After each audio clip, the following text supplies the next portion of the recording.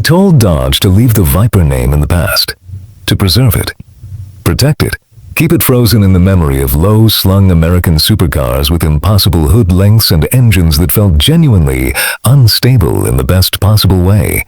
And Dodge responded by doing something nobody expected. They took the most feared performance badge they ever created and rebuilt it as a full-size SUV. And the question nobody wants to ask out loud is this: did Dodge just destroy the Viper legacy forever? Or did they just build the first SUV in years that actually feels dangerous again? By the time this video ends, you are going to know exactly where you stand. Welcome to Classic Car Secrets. Before we even talk about the exterior, you need to understand something important about this SUV. Dodge did not build this thing to fit politely into the performance SUV segment. They built it to attack it. Every part of this vehicle feels like it was engineered by people who were frustrated with how soft modern performance SUVs have become. Too digital, too filtered, too safe. The Viper SUV exists because Dodge wanted something brutal again, something emotional again. And the second you stand near it, you feel that intention immediately. Look at the front of this thing. This is not the face of a normal luxury SUV pretending to be sporty. This is pure intimidation shaped into sheet metal. The hood stretches forward with deep vent channels carved directly into it like the bodywork is trying to release heat from something.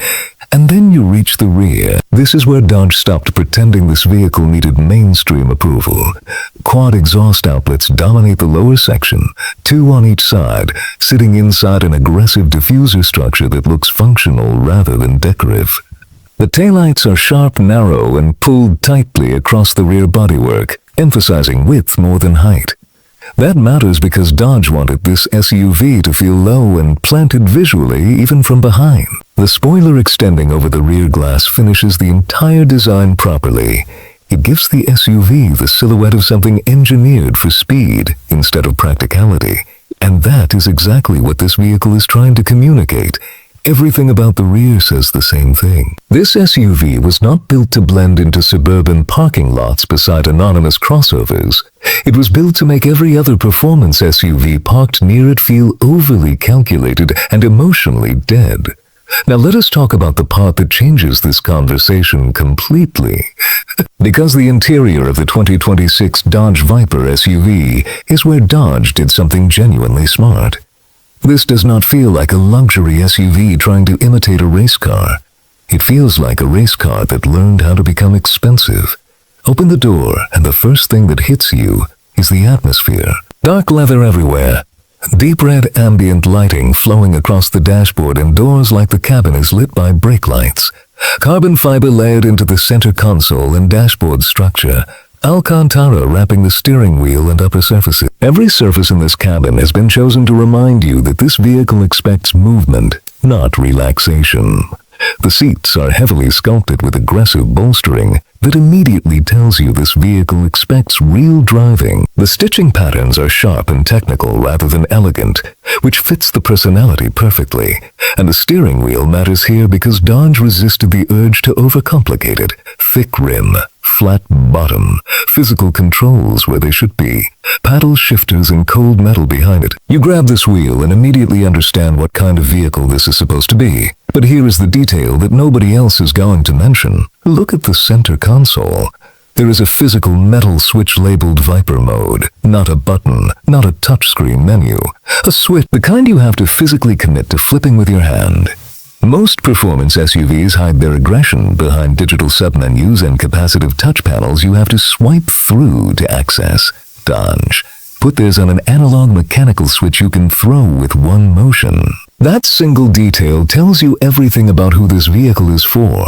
This is not a vehicle for people who want to feel powerful. This is a vehicle for people who want to commit to feeling powerful. The difference matters. The difference matters. The digital displays stretch cleanly across the cabin without overwhelming it.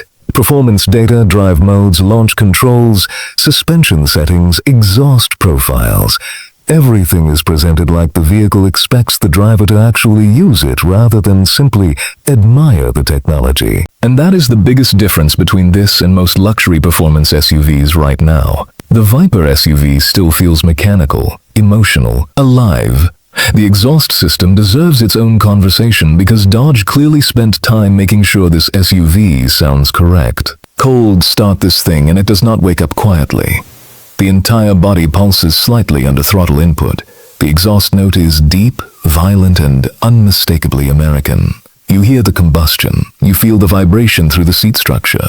Modern performance SUVs often sound engineered through speakers and software filters. This sounds real.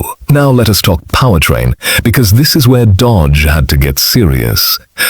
The Viper SUV reportedly draws from a high-output twin-turbocharged V8 architecture pushing well beyond 700 horsepower depending on final configuration.